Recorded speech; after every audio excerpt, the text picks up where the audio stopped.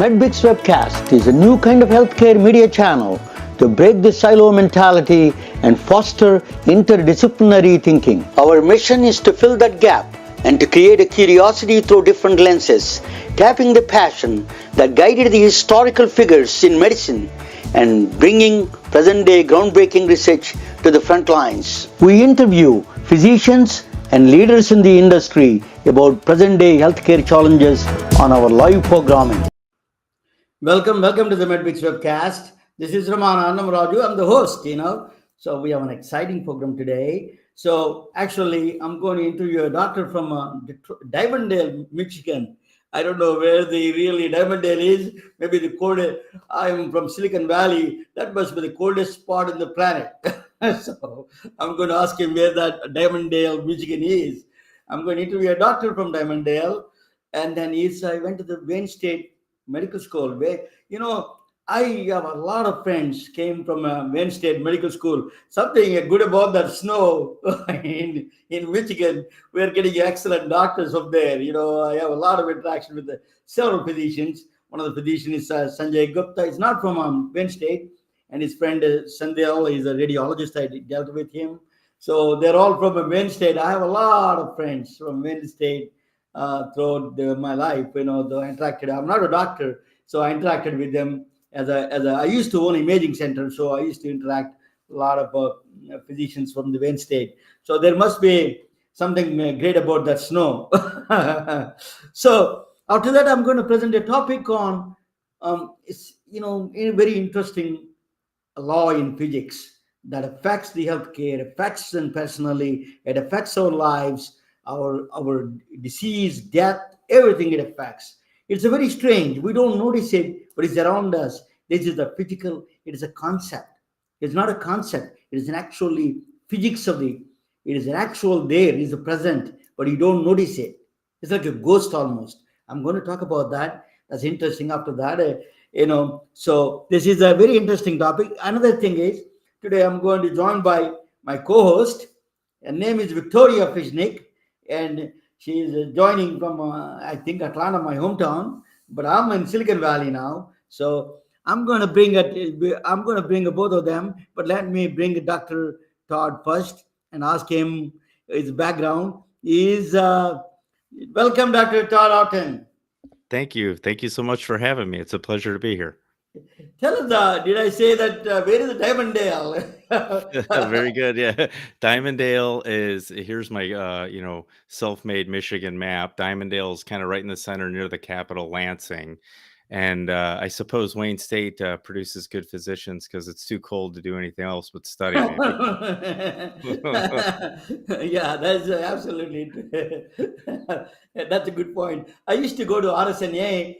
That they used to say the reason they put in the December because they can't do anywhere else, and so they have to stuck there. So tell us a little bit about your background, Dr. Otten. I gave one thing I want to say about you is that I forgot. This is a very important, is close to my heart. Thank you for your service. You're a flight surgeon in the United States Navy. Can you tell us your background besides being around the doctor, where you started it? Are you from Michigan? And then personal background a little bit. Absolutely. So I'm a husband, father of four, very proud dad. I have a lot of interests and hobbies. I like to ski because it's cold here. Play golf in the summer, soccer. Actually do some antiquing, a little bit of picking. Do some investment things with my friends, and so a wide variety of interests that keep me busy aside from family and faith. Professionally, as you said, I went to Wayne State for medical school. From there, I trained in the Navy, a year of general surgery, and then I was a flight surgeon. And flight surgeon's an interesting misnomer, if you will. Really, you're the primary care physician for a squadron, taking care of the pilots, the navigators, air crew, what have you. In fact, I pulled over a model here of a P3, so I was in VP10 when I was in the Navy. So to scale Beautiful. model there. But yeah, it was a lot of fun. I joke at times it was like being a doctor in a fraternity, for better or for worse. But from there, I came back to Michigan, finished my residency in family medicine, and then trained in my most recent job where I was at for the better part of 13 years. during that time, I was chief of staff. I was an ACO medical director for 6 years, quality chair at times, all sorts of other leadership positions, which when you're trying to save the world, I suppose, that can precipitate burnout, which I unfortunately had to endure in 2019. Thankfully, came out on the other side, and was in a wonderful office that in the book I dub the office utopia. Um, and it was just magical. I worked with three wonderful nurse practitioners. Um, Unfortunately, the stars didn't align, and the administration made some decisions which I didn't agree with. So at the end of last year, I stepped away, which allowed me to finish editing, writing, finishing the book we published in May. And since then, it's been a whirlwind of networking, working on the book, the business associated with it. But really, what really fills up my cup rather is advocacy. I feel we're in a space where we just need really some strong leaders to try and turn the healthcare ship around. So that What you said that he had a problem with the administrators. What is that individual problem? Is it you think is a systemic problem across the entire healthcare system? it probably depends on where you're at, really. I've been in some situations where it's beautiful, the relationship between the administration and the clinicians, and when that happens, it's magical. Wonderful things occur. Patients thrive, providers thrive. And typically when that's going on, the institutions do well financially. The part of the issue, and actually this probably goes back to some of the issues with healthcare in general, is where are the incentives, though? Who's driving the bus? Who's pulling the strings, if you will? And when the incentives are not in line, it can just create an absolute mess. And unfortunately, I think that's much more the commonplace than the magical music that I speak of. From the patient point of view, American healthcare system is a paradox. More spending is done, more the less the care they're getting. What is this paradox? You also talk about a little bit about paradox of the system. What do you think of that? What went wrong? What do you think further? In not only some administrative level, what is the systemic level? Is there any something went wrong with the system? You think? Yeah, I talked to a CEO when I was writing the book, probably about 6 months ago, and he asked the question, "What's wrong in our healthcare system?" And I chuckled a little bit, and I said it might be easier. That list is pretty long. It might be a lot shorter if you ask what's going well. Um, but I think in prepping for this, there were three things that I wrote down that really came to the forefront. And I probably could have had a list of 100 things that have contributed to the current dysfunction in terms of our excessive GDP expenditure and our poor outcomes and life life expectancy going down. I talked about misaligned incentives as being one. I think silos are a major issue in healthcare. And for those not familiar, just envision the silo on a farm where they store grain or what have you, and it's standing there alone, not connected with anything else. So when you think of silos in healthcare, that's truly problematic. I would see patients for a hospital follow up literally from an institution across the street and would have no information to review. Can you imagine? Literally, the building is like a mile away, and I had nothing to look at, and the patient didn't know why they were there. I mean, that turns into a complete mess, and so that's part of it. But then you add factors in like we've got every middle person under the sun between the patient and the provider or the doctor, and the amount of greed and fraud and waste and abuse that occurs along that continuum definitely contributes to the complete paradox that you speak of, with ridiculous expenditures and not the best outcomes at times. In this totem pole, patient is in the bottom. Already in this totem pole of the silo structures, the patient comes in the bottom of the totem pole. Is the bottom. The reason is, I think you mentioned very eloquently about the silo structure. I completely agree with you. Actually, my company MedBricks is based on that silo, dismantling the silo structures. Is a distribute, democratize, and and then it decentralize the system. That is a you. We have to no other option other than starting with the dismantling the silo structures.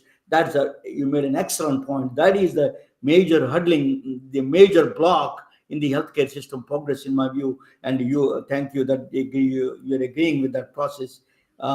So you think that changing the system, one of the system that, what is the system is causing the lot of problems, including physical and mental health. During the pandemic, we saw across the world the healthcare system created a huge mental health stress on people. I spoke with doctors around the world.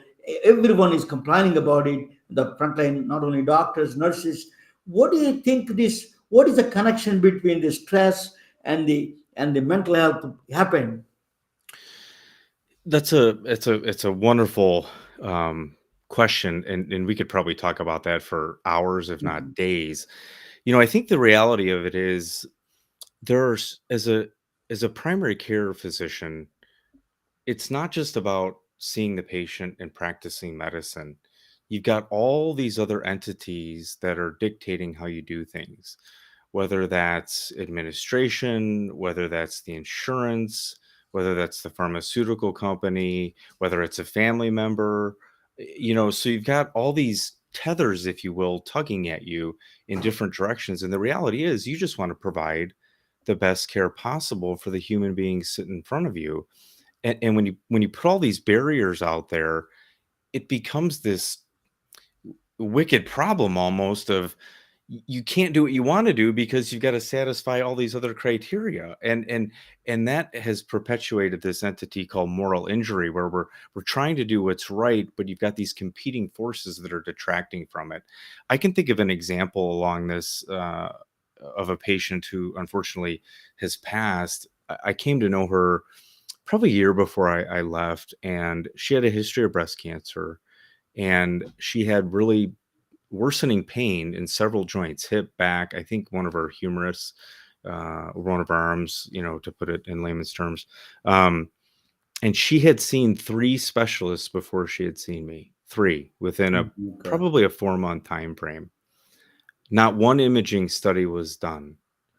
And of course, I ordered some x-rays. She had metastatic lesions all over her body, and it broke my heart. Because the poor woman, her only complaint was pain, and she really just wanted to be listened to. And those stories happened again and again and again. And you think about the time pressures and the financial pressures and all these other things that I speak of. It's chaos at times, and it's so far from what we should be doing. And so you can see how that can contribute to mental stress and burnout and people wanting to leave, the industry. My father is a teacher and a village doctor. He is providing a small remote village in India, a southern village. He's a medical doctor. He goes there and he was a doctor. That's the only doctor there. He actually literally in that small village. So he was providing a care. He explains them, and it's a very straightforward. It is you give right there, as you said. There's no silo structures. It's a diagnosing, treatment, and prognosis right all up there in the same place. So I think we missed that part, and the patients are missing it. And then you see the stress on the patients. Nobody is happy. The patients are not happy. The doctors are not happy. So what is this?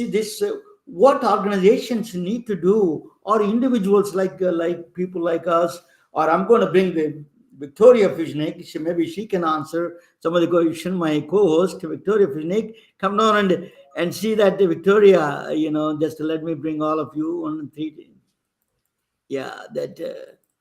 Yeah, let me do that. Just 1 second. You give me that. Sorry, that what happened. Yeah. Okay. So Victoria, There we yeah, when you go. one or two Hello. questions for a doctor, that is a Victoria Fishnick. She's a wound care specialist, and she's not a doctor. She's like me, spending a lot of time in healthcare. So Victoria, what do you think went wrong? I'm asking the question of Dr. Otten about the what is organization level. This mental health is a big problem in the frontline healthcare workers, and then what the organizations can do, what the individuals can do. So, what is your experience? You can ask that question in a Mhm. different twist, Victoria. Yeah. Well, I mean, I'm a nurse practitioner, so I get what he feels about it. I do think it's unfortunate that these silos of bureaucracy are created because then you end up losing good providers out of the system, like Dr. Oden. And so you're losing some valuable people that are really trying to do good work. So that's the unfortunate thing of having all these tentacles that are somewhat contributing to this silo effect of how you practice medicine. So you it's like you talked about, there's so many components of telling you how to practice when you're being told how to practice really from people that don't practice. So it's frustrating. It's frustrating that you fall into these Yes. I'm going Yes, to ask you a yeah, question, Dr. it can be Todd. extremely frustrating. That's yes, that's yes. an understatement for sure.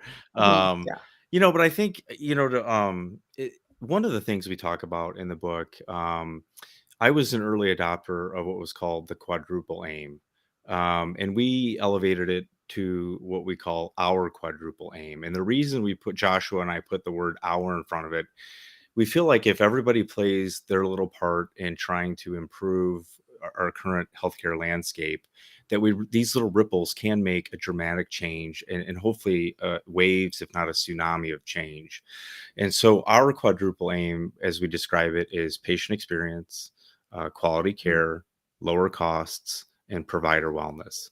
And I know some people have some issues with the word provider, but we wanted to use a word that really encompassed everybody that was delivering some capacity of a patient's journey through the healthcare system from start to finish, whether it's janitor, administration, a dietary, everyone. And so that's why we stuck with that word.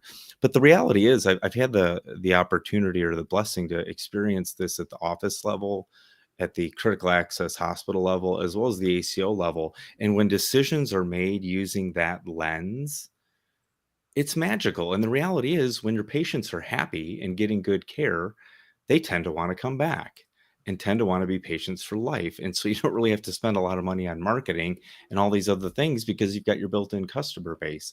So I'm a big fan of the quadruple aim, or our quadruple aim, which is really akin to the quintuple aim. So there's that health equity component in there as well. And I think when you use that purview, all the stakeholders tend to win. Um, So what inspired you to? If I ask you some personal question, if you don't mind. So you said that mental health is the bigger central part of this writing a book for you. What the or did you go through that pressure of a mental struggle, and then you inspired you to write a book? What inspired you to write a book? If you don't mind asking you that question. oh, for sure. I've got to be careful when I talk about my own experience of burnout because I often start to tear up because it's painful. It's raw. It is not fun.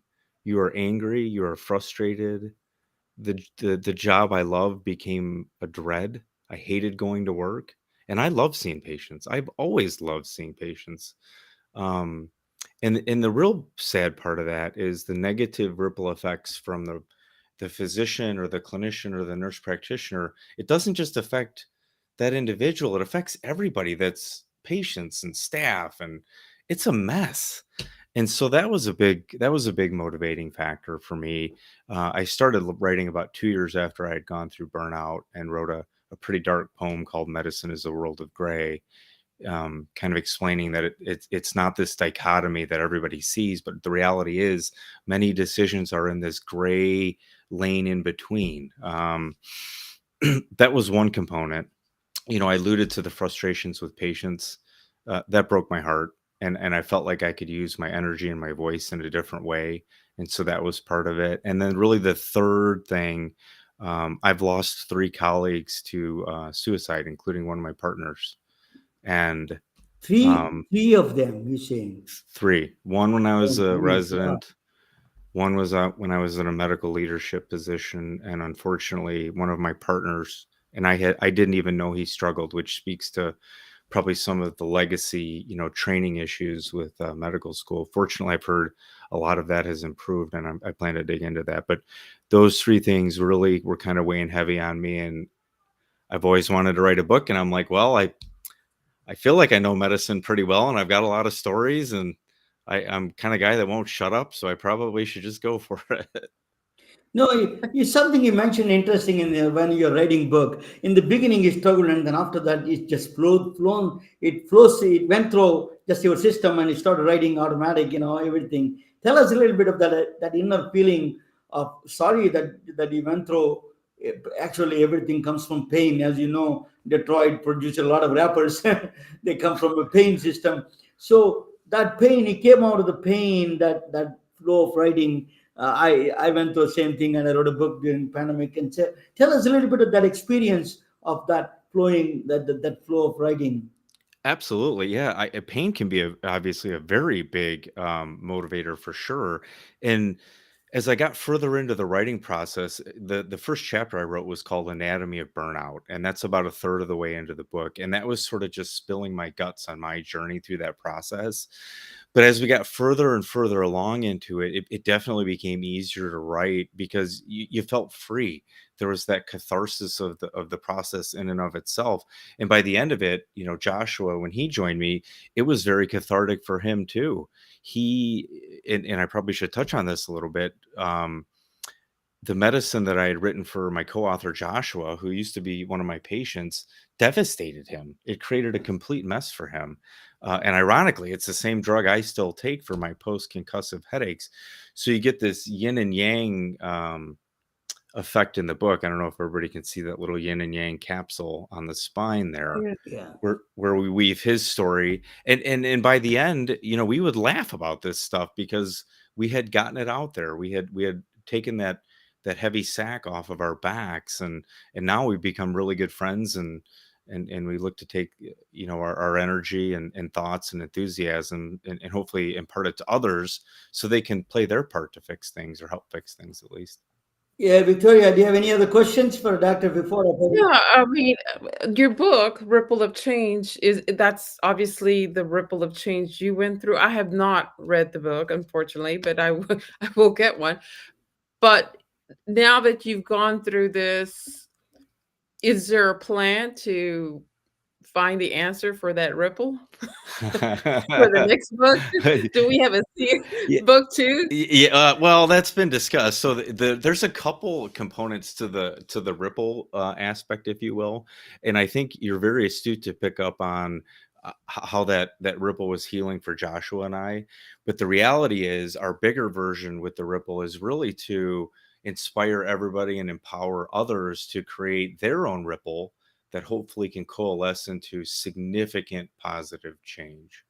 And Joshua writes in his writing, he offers so many tips and so many ideas for patients that they can utilize within their journeys to have a better outcome.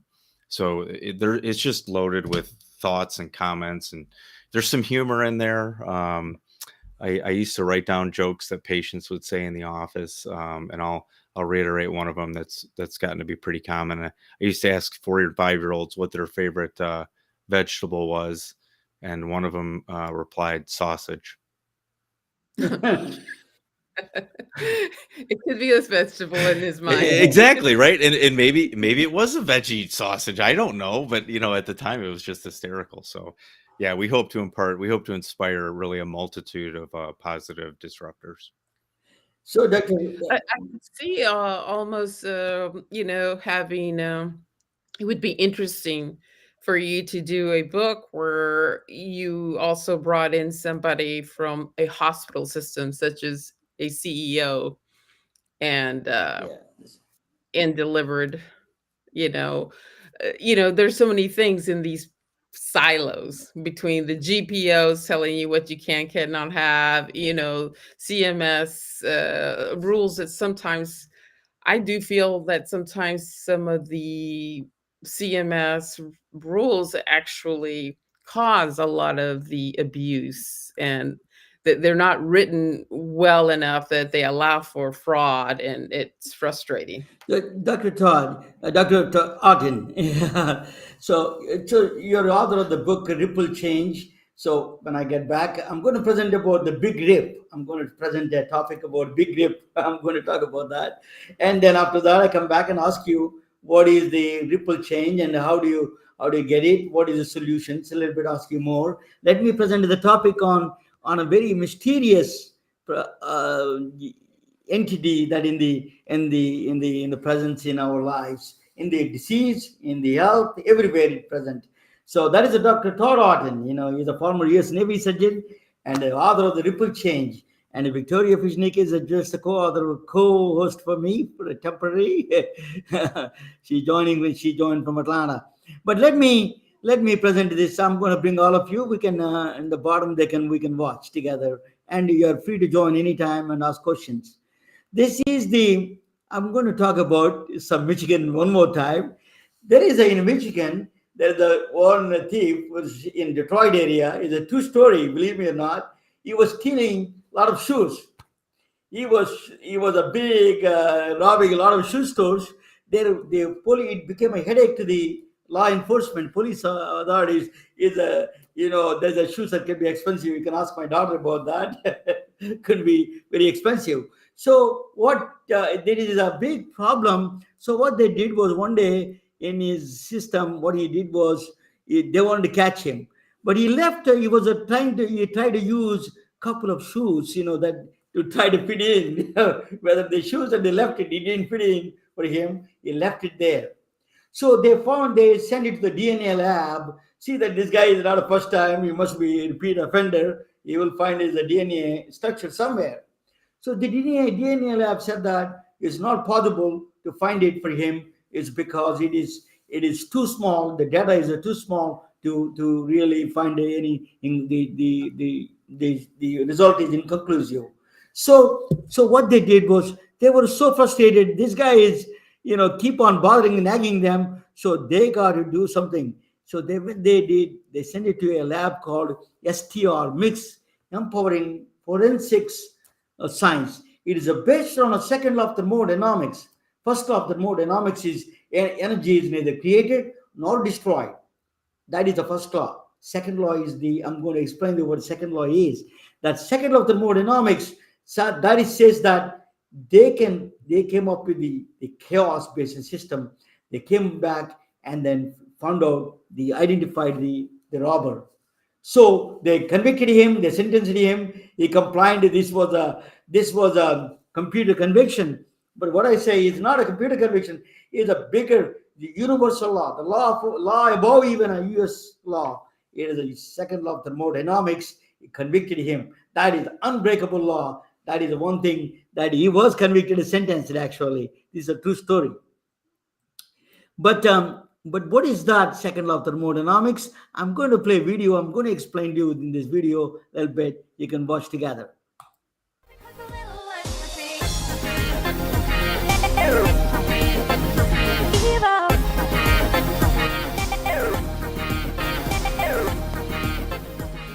Hello, my name is Ramana Annamaraju. I'm going to introduce you to one of the most enigmatic and elusive concepts in the entire field of science from my book, Science is Not a Subject, Science Must Be a Lifestyle. The concept is called entropy. I'm focusing on one aspect of entropy related to information and its connection with the present day healthcare challenges. Entropy is like a ghost, but it is a mean one. You don't see it, you cannot talk to it, it never leaves you, it threatens your job, it tries to destroy your health, it affects your performance, it follows you wherever you go and whatever you do. You feel and see only its destruction. It is not your competitor you need to worry. You need to worry about this elusive ghost. It is your enemy number one. Please pay attention. It makes a difference in your career, in your job, and your duties. If you are a policymaker, you have to understand the impact of money and the economy of your citizens. If you are the CEO of a healthcare system, you have to be concerned about access and equity for all your members. And if you are a software engineer, you need to analyze simplicity versus complexity with your user experience design. As I mentioned before, entropy is your number one enemy. It is true what they say, know your enemy first, then you can come up with a strategy to deal with it. We need to start with the question how much you know and how much you don't know about a system you're working on. This is not some philosophical or a new age question. You have to quantify with the numbers. It is a scientific question to the core. The answer is not that easy. Fortunately, there was a guy smarter than all of us, gave a stunning insight. His name is Ludwig Boltzmann, an Austrian physicist, lived in the latter part of 1800s, came up with a statistical formula for known versus unknown. It is not just a formula, it is a law, second law of thermodynamics. In urban slang, we call it as a law of entropy. The law is not limited to known versus unknown, it is present everywhere, materials and processes and even life itself. Entropy is a true measure of your ignorance of a system. You may say, I don't know a lot of things, but I know what I know, and what I don't know, I don't know. This statement may seem right before you know about the law of entropy. The law of entropy says the unknown does not sit idle. It is constantly attacking your known systems. Entropy wants you to become ignorant and leaves you in constant confusion. It creates a chaos, your understanding of any system dwindling every day by law of entropy. Only way out is to fight it. Entropy is a tough concept to comprehend. I will do my best here with a simple example. You see a picture of a teacup with the 2 sugar cubes in the bottom, and the top teacup is mixed with the sugar. Adding 2 cubes of sugar makes you happier, but your happiness does not come for free. I know sugar prices are going up. Still worse, the law of entropy says your ignorance is also going up. You have known knowledge that there are 2 sugar cubes. Since you know something makes the bottom cup low entropy state. Now, when you mix the sugar, you turn the simple system into a complex system. Even if I ask you, you cannot get sugar cubes back. Sugar is melted away and you lost all the information about the sugar cubes. The irreversibility of the process increases the state of entropy. In a split second, you made the top cup in a higher entropy state. Known system became an unknown.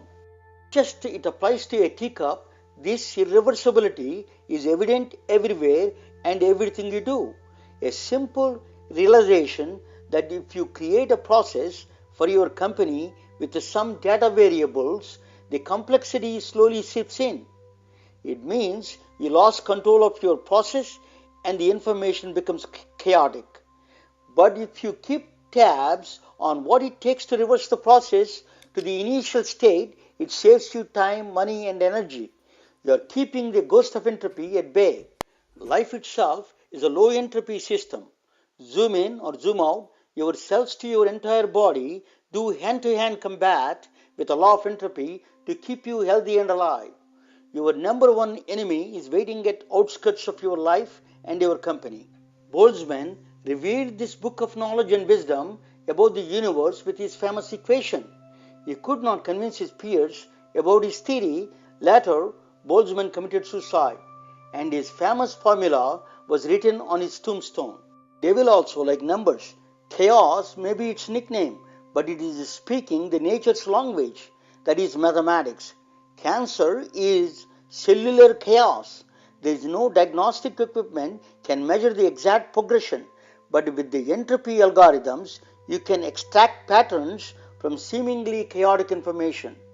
One such algorithm came from an unrelated field, football. Yes, game of soccer. Soccer fanatics wanted to know who is going to win the World Cup that is being held every 4 years. The fans include a number of scientists. They created an algorithm called World Cup Optimization Algorithm. I don't know how much it is useful in predicting the World Cup winner, but it is helping to detect and predict the progression of cancer. They are testing with the cancer of melanoma and breast cancer. Boltzmann gave the formula for entropy, but a brilliant mathematician and engineer at the Bell Labs, which became AT&T now, gave a different twist to the concept of entropy. His name is Claude Elwood Shannon. The theory bears his name. It is called a Shannon entropy. According to Shannon, the information is central to all processes. Did, which I think he's very widely known for, is this notion of a fundamental limit. No matter what you do, as long as you're working with a certain amount of bandwidth, and as long as you're dealing with signals that are only so strong in the face of noise that you confront, no matter what you do, you cannot transmit more than a certain rate. Today, here is one remarkable example how you can employ Shannon entropy to healthcare equity and access. The world of medicine made a huge progress in diagnostics and treatments, but healthcare delivery systems are not. A significant number of people on the planet don't see those benefits. Health inequities you can witness in rural and urban America's landscape, and worse, everywhere else. Health delivery system is riddled with complexities. It may be partially political, but it is also filled with logistical complexities.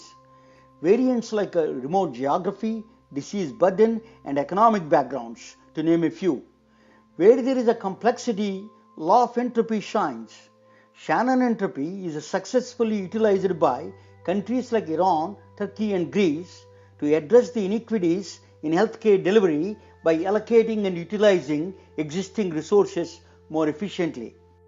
Truly a remarkable tribute to human mind how an obscure 18th century physicist from Austria and 21st century brilliant mathematician from MIT can help humanity by discovering the hidden laws of nature. Thank you for listening. You can read in my book further. Science is not a subject, science must be a lifestyle.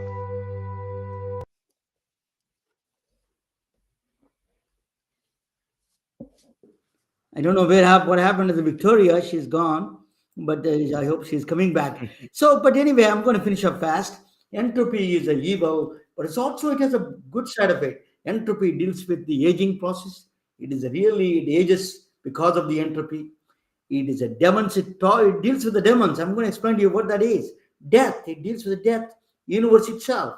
And the entropy, I'm a Hindu. Hindus have 300,000 gods. Entropy has a god also for us. I'm going to explain to you that god. But I'm going to be done in a few minutes. And after that, I'm going to bring Dr. Todd Otten back. So entropy is even the entropy is like a mafia almost. They have an honor system, they follow a certain mathematics. They follow algorithms, order, disorder, order to go to disorder. But you can also bring the order from a short period of time, disorder to order, you can bring it. That is the entropy. You can make it a very short period of time.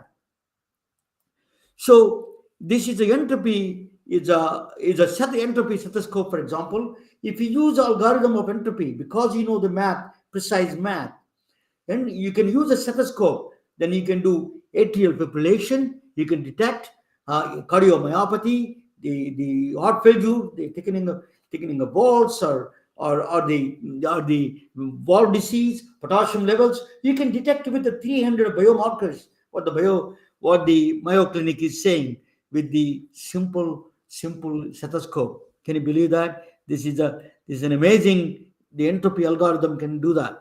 Entropy algorithm is actually now they're using without just looking at the phone. You can do all the signals: EEG, ECG, blood pressure, respiratory rate. All of them you can detect by looking at it, by looking at the phone itself, by using the changes of the temperature on the face, and they can detect a lot of things. So this entropy, as actually healthcare, you don't see that, but they're behind the scenes. Entropy algorithms work. EEG analysis, sleep studies, vital sign monitoring, anesthesia monitoring in ICUs. They're all use several algorithms, different types of flavors of entropy algorithms they use. Probably you don't know them, but they're behind the scenes algorithms. They really extract the data and do the real job. So name it, sample entropy, approximate entropy, multi-scale entropy. There's lots of them there. So what is the entropy in the software EMR? That's one of the epic system. They always keep coming back and new versions, new things, whistles and buzzles, and they charge more and more. But what the software entropy, it's a Wikipedia, is a software entropy says that more you make versions there, The technical debt goes up, entropy goes up, ignorance of the system goes up. It's very dangerous. That system, that is a pressure that what you're seeing among physicians. The entropy is going higher in the EMR systems because they keep on adding aversions. Keep it simple. Because if we don't know how to go back to the original one system, the original system, that is a problem too for CEOs of the hospitals. So not only physicians feel that technical debt, that software entropy is creating a chaos. That chaos is creating a lot of mental health problems that's directly related to the software entropy. The next one is so keep it original versions. Don't change versions that easier. That's what the final message is. Entropy. ChatGPT is no doctor. I tell you, they measure the entropy of LLM, large language models. Usually say I'm the Dr. Todd Otten, uh, author of, and then I left the blank. It's a ripple of change. That is automatic. That is a predictive value. That's what it does. The large language models predict the next sentence, next word. So it's between 0 and 1. So if I just say Todd Otten, then maybe a Todd Otten in Oklahoma, he may be doing something different. So that the value goes down. So most of the values are between 0 and 1, the predictive value, the actual value. But in certain situations, when it goes to 1.2, the entropy value, they measured actually entropy value of the chat GPT. If it goes to more than 1.2, it goes crazy because the prediction has no meaning after that. The reason is there is a mathematical restriction on it. It's called irreducible computational complexity. Computer cannot compute anymore. It just gives up. That's no way. You cannot even predict. It's only until you go through the process, you don't know. It computes. It may be right or wrong. We don't know. So that is where 1.2 is the entropy level. It goes. ChatGPT can go crazy. So all the large language, it applies to the entropy, applies to all the large language models.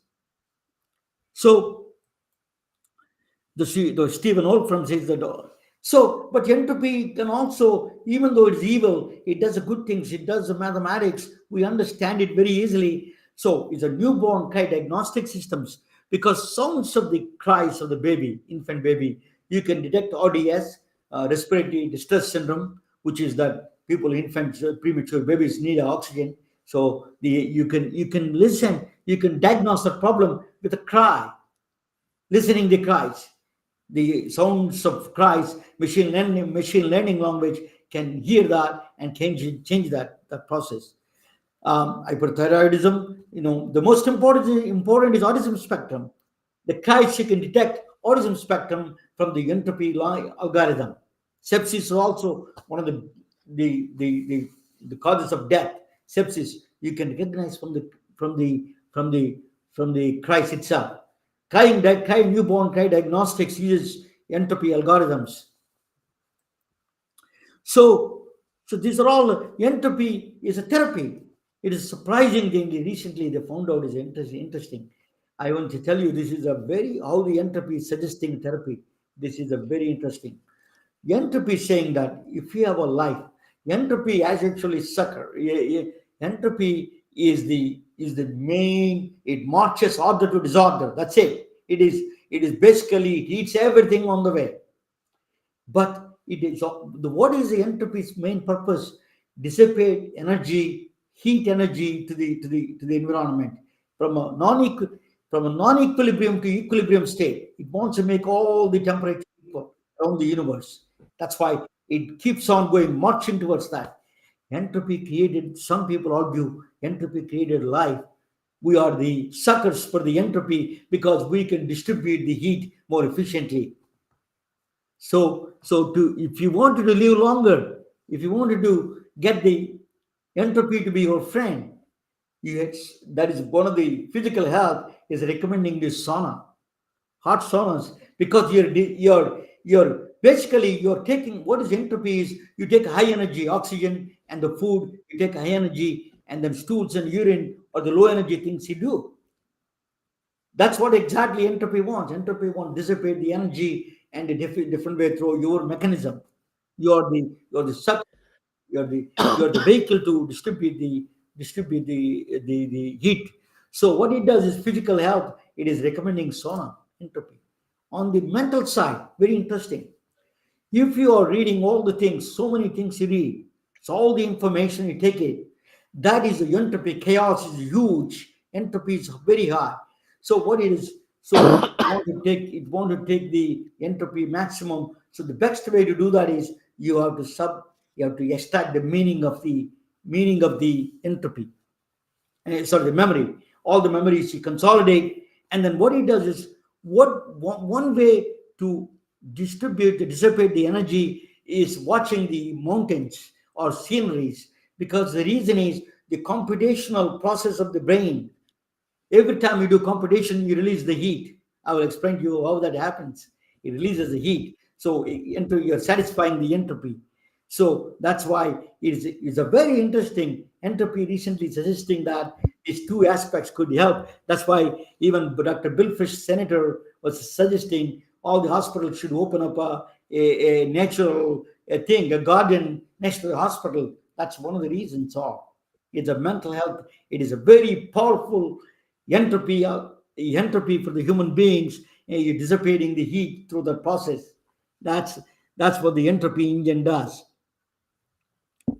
So the next one is well, I wanted to ask you, but there is this. What is entropy? Entropy is a destruction, no? Is the unrelenting march towards the end of the death, end of the universe. That's called heat death. I don't know, maybe people from Michigan wrote that, but actually cold death. There is no cold. It's all cold. It's nothing but extreme cold. It does. So that is entropy pushes all the planets and everything to the heat death. That is its goal. You cannot stop it. That's it. Unrelenting march. Once in a while you can do better, a little bit here and there, but every time you do better, it adds up the death, and it keeps on marching towards the end of the universe. That's how you want to finish off everything. But there is a guy. He thought that a clever guy thought about this. He said that his name is James Maxwell. He created a electromagnetic wave, mathematical structure he gave. What he did was, I was thinking about a demon. He created it's called a Maxwell demon. What he did was, Maxwell demon, a box. There is a box there. In that box, there is a gas. In that gas, they move around the gas, right? There's a lot of the gas some of the particles move faster, some of the particles move slower. So you put the demon there, and then he said that whenever the slow particle comes there, put on the left side, and when the fast moving particle move to the right side. So the demon open the door. When the fast moving particle, it puts to the right, and in the left side it puts the cold particles. So what James Maxwell said, that think about, I don't need entropy cannot touch me. I can cook on the right side B.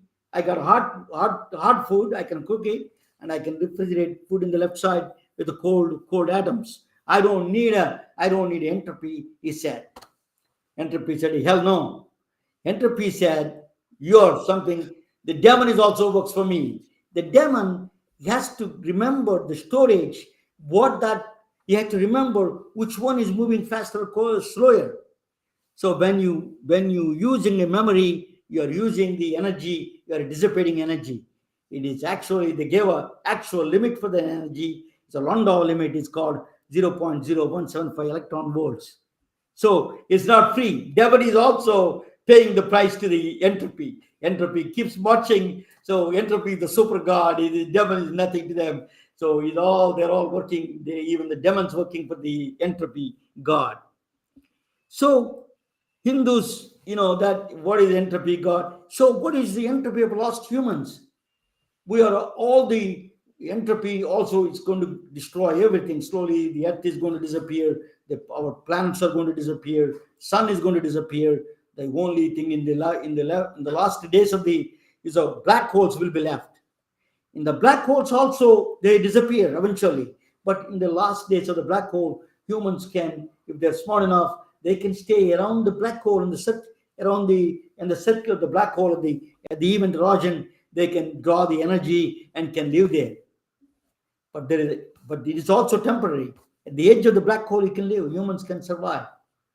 But there is a problem there, because as the march is never-ending march, entropy is marching towards the end of the universe. So the lost humans, they have to sleep. They have to go. Every thought, as I said to you, that even the demon, when he thinks about it, it releases energy. So you have to go a meditation, or you have to go hibernation for 364 days. One day only they allow you to wake up, only one day a year. So because the moment you spend the energy, thought itself is the energy spending. You're spending the energy. When you do that, that means you're inching towards the death of the universe. But you cannot stop that. Eventually, everything will be done dead. So entropy god is in Hindu religion. Lord Shiva does a cosmic dance and destroys the universe at the end. He takes over it and finished up. That's what I told you. Entropy god is the Lord Shiva in Hindu religion. That is what does a cosmic dance and finish up this process, and then you become a end of that's the end. But there are other suggestions. There's a cyclic universe. Then again, Brahma comes and rebirth. There is a lot of, actually, in physics also. There's a proposals that there is a rebirth of the universe. But that's the end of the universe. Entropy takes from beginning of the universe to the end of the universe. That's present everywhere around us, all the times. That is the entropy. Entropy. We have to use it. We have to master them. We have to understand it. Then we can do better. Thank you for listening. It is let me bring a Dr. Thank you for listening. Let me bring Dr. Todd Otten back and ask him. So, Dr. Otten, what do you think? Entropy. I was hoping you weren't going to quiz me on that, is what I was hoping. It was fascinating, actually. I when you talk about entropy, there's a lot of parallels to our healthcare system in terms of the exist. And some would argue that blowing it up and destroying it and starting over is kind of what we needed. So I mean, you could take entropy in a lot of different directions in the context of healthcare. I think including some of the health inequities that exist and how they could be compared to entropy. So you've got my brain going in like a million directions right now. So Yeah. kudos to you. That was fascinating. I appreciated that. Yeah, it is just a. But you were that. Tell me, what is that ripple? Tell me what is the analyzing the ripple of change? You wrote the book, and then what is that? What is that pebble you throw in the pond? What is the pebble? What is the change you're looking for? Oh, that's it. And I think for me, I'm looking to, I joke with my friends, I'm looking to boil the ocean, right? So I'm looking to have massive systemic change within our healthcare infrastructure. Can't do that on my own, right? And I think anybody else would agree. You're a fool to think that you could do it all by yourself, right? Um, the reality of it is, the ripple we were trying to make with the book is to inspire not just one, not just two, but hopefully thousands, if not millions of people to take their pebble, find a pond that they can throw it in to make a little bit of a difference. Because if you throw enough of those pebbles, eventually they're going to coalesce into a bigger, wave or tsunami, or create some entropy. Yes. Really, if you think about it, I mean, there's just a comparison to be had there. And so I love that concept. So for me, my biggest pebble is probably more of a boulder in writing the book, to inspire and arm other people to figure out what they can do. And as I've been talking with people, they realize, what, my voice does matter. Um, Whether it's writing a congressman or joining a patient advocacy group, or what Dr. Aaron Goodman had done on the West Coast, creating a petition to challenge some of the status quo, we all can play our part. And so there's not one simple answer to this super complex, wicked problem of entropy in healthcare. But I think if we all do something, it can and hopefully will get better. So, do you think that silo structures is a, I want to go back to that idea of silo structures. The best way to, one of the ways to decentralize the silo structure is that quantifying the healthcare system at the granular level, every procedure, every process, just to define that. Then once it is defined, that you can use that. You don't need a big structure, a huge temple. You don't need to go every day and pray there and get treated. You can have a very decentralized system that can cure and address. You made an excellent point. I love that point of a silo structures. Always I thought about that. That's a bigger hurdle in the healthcare system. What do you think? Yeah, yeah, absolutely. And I think that's one of the beauties and the simplicity of my relationship with Joshua. Some of the biggest healing he got was the relationship that developed between the two of us. The simplicity there, the catharsis of the writing, right? And we don't need everything in between the doctor and the patient. There's a lot of power in that relationship. And I think we need to get back to that. We need to get some of the trust that's been eroded there back. So in terms of the silos, maybe a few sticks of dynamite here or there might solve the problem, in terms of blowing some of them up.